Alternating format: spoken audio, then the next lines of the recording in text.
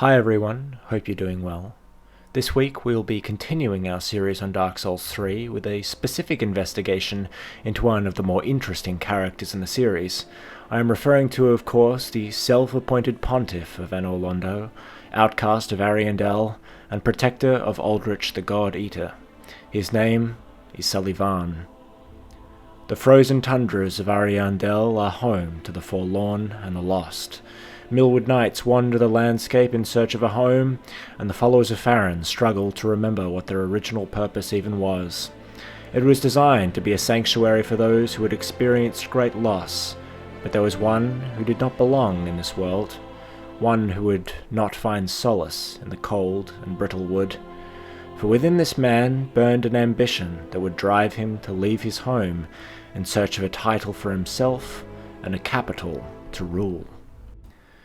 The description of the frozen weapon sorcery reads, one of the spells left behind by the young sorcerer Sulyvahn before leaving the painted world, imbues right-hand weapon with frost.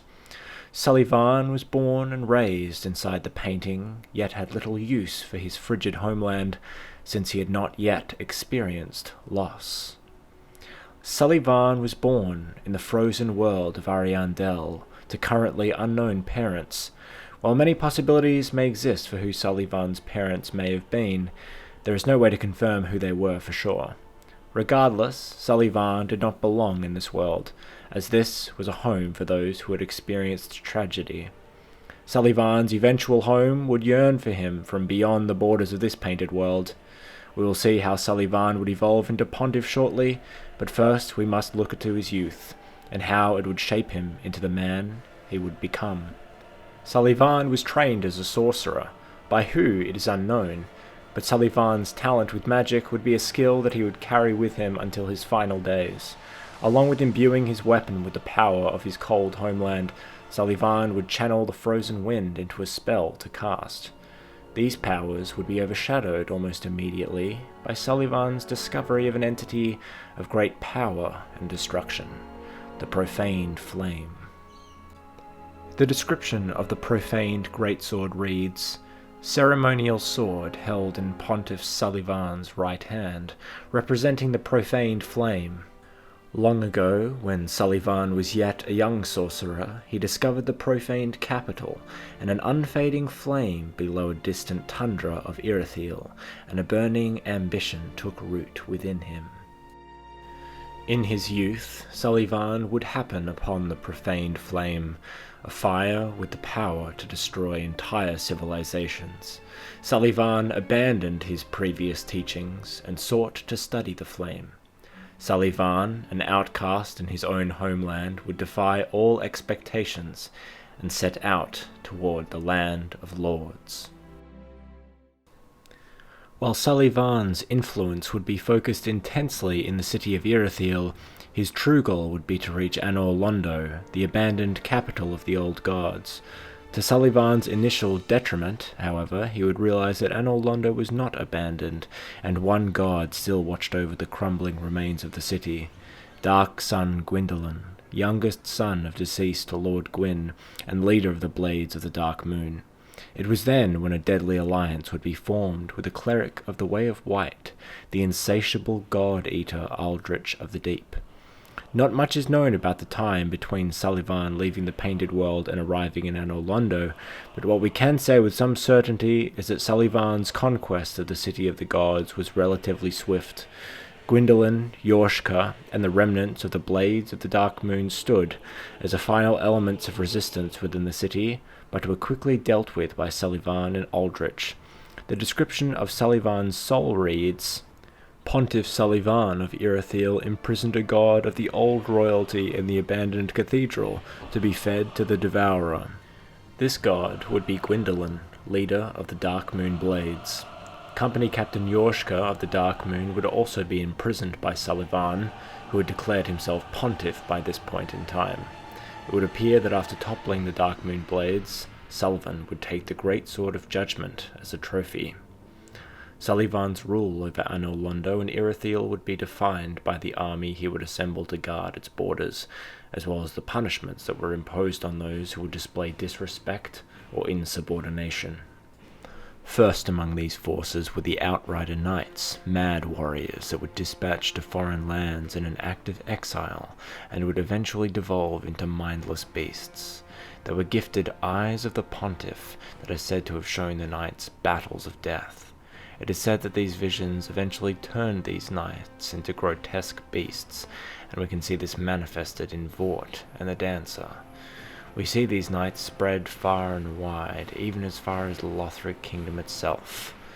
It is in the Dancer which we see Pontiff Sulyvahn more sadistic side, forcing her to serve as a dancer for him at first, before forcing her into exile as a tortured Outrider Knight.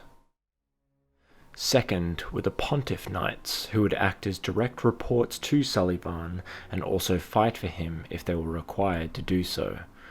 While long ago they may have been men of flesh, they have since degraded to tall and lean undead, ready to defend their pontiff from any that would challenge his rule.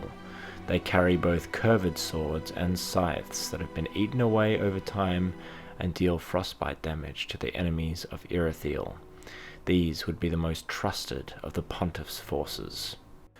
Also among the Pontiff's forces were the Fire Witches, originally holy knights who were overtaken by the power of the profaned flame. The immolation tinder that they carry is a catalyst of the profaned flame and casts the everlasting fire upon trespassers in Irithyll. Additionally, they lead Irithyllian slaves in their wake, mindless sword-bearers who act as a distraction while the witches bring scorching flames upon overwhelmed forces. While Sulyvahn may have achieved his goal of conquering the city of the gods, his appearance in Dark Souls 3 does not bode well for him. He seems to be without a discernible face, his clothes are frayed, and his proximity to the profaned flame seems to have taken its toll. While not confirmed, the Pontiff may also have become hollow as well.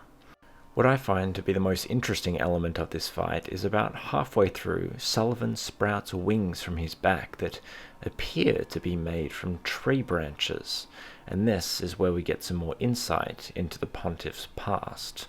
In the painted world of Ariandel, we can find a tree woman who cries.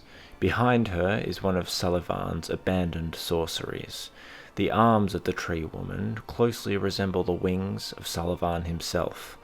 Also interestingly is that YouTuber Sanadsk has discovered unused dialogue from the Ashes of Ariandel files, with one line being of particular interest. Let's take a listen. Where have you gone, sweet child? It's cold outside, so awfully cold. Where have you run off to?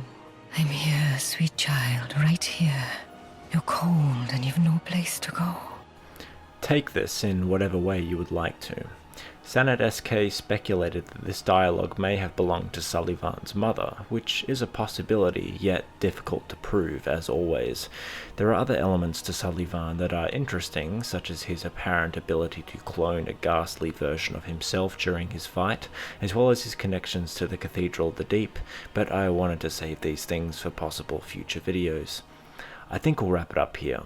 It was a lot of fun looking into this great character, and From should be commended for giving him quite an interesting backstory. We've got a lot of good stuff coming out in the future, so make sure to subscribe if you enjoyed this video. Until next time.